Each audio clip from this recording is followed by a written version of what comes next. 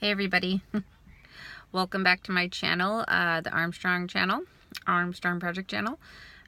So my channel focuses on mental health and people with addictions. I wanted to talk a little bit about how we become to be addicts. Now, I've never been, I guess, an addict, not of drugs, but I'm a thinking addict, I guess, but that comes with anxiety. However, I do smoke. I did smoke for 20 years and I quit recently. It's almost been 4 years, but I'm also on the vapor.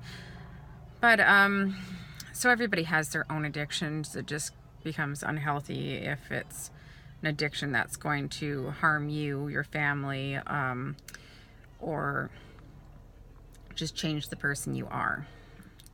Now, I think myself that these addictions, say a drug addiction or an alcohol addiction, a prescription addiction, that not all times, but most times manifest from something else.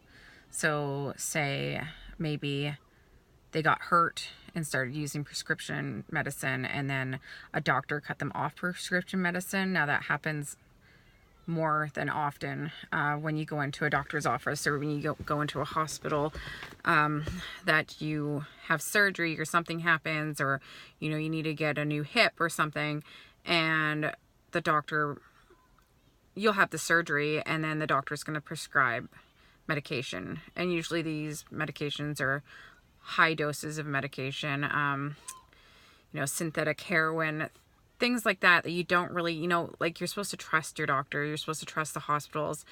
I think they just don't give you the full details of how bad it can be taking those medications. Like, I know we need to keep ourselves out of pain.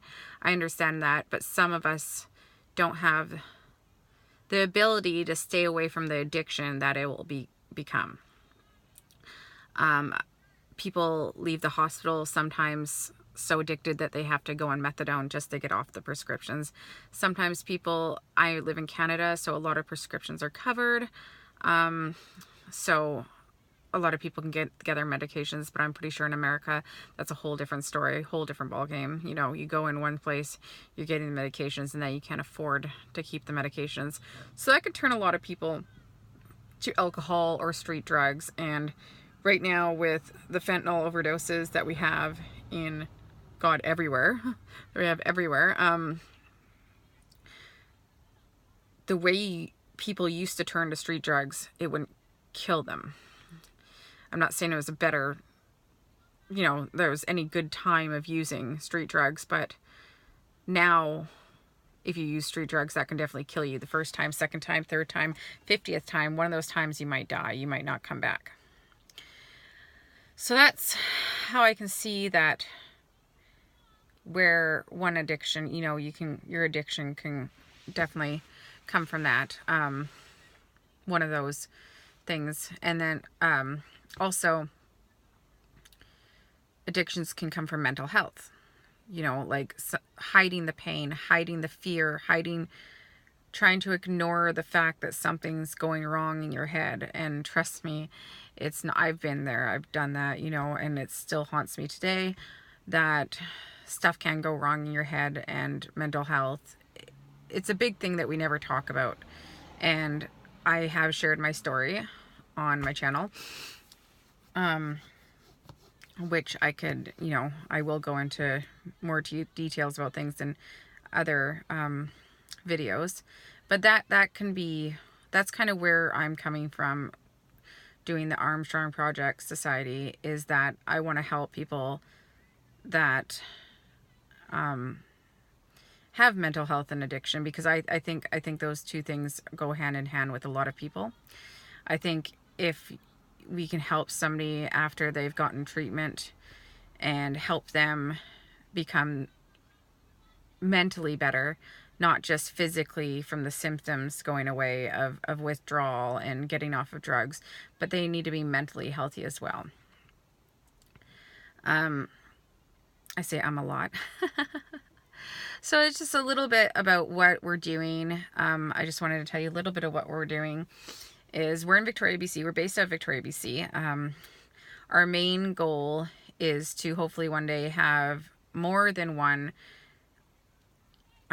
sober living house where we can help people after they've come from treatment and help them get back mentally focused and getting their lives back. And I feel by doing this, we're not just helping that person, we're helping that person's families, we're helping children, you know, in the next generation, and children in the next generation after that. Because if we stop it where the root is, that I think if we go further, you know, it will go further than that. It's not just going to stop at that one person we help. It will be a snowball effect.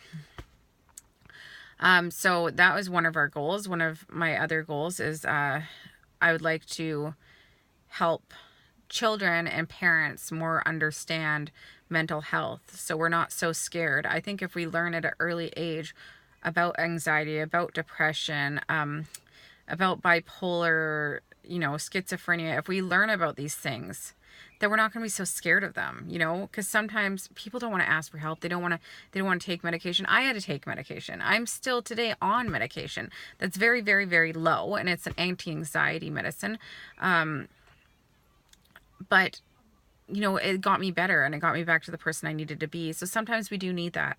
And I think we need to make sure everybody knows it's okay to need help. It's okay to talk to people. It's okay if we need medication.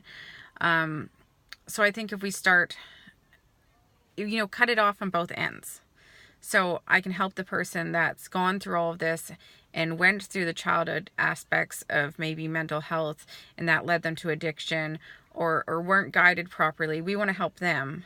But I also want to start at the beginning as well and help the children and the parents of those children understand it's okay, and it's okay if you need to talk to somebody, especially, you know, even if it's not your parent, that it's okay. So that's a little about the two things that we want to focus on mainly. We have started a website, and it's not up and running yet, but it is in good progress. And on my next video, I'll tell you a little bit more about that. But anyways, that's a little bit about what I want to be doing, and I'll be filming me and my girlfriend as we work through our steps of, you know, hopefully helping a lot of people. So anyways, thanks again for watching me, and tune in next time. Bye from Ashley.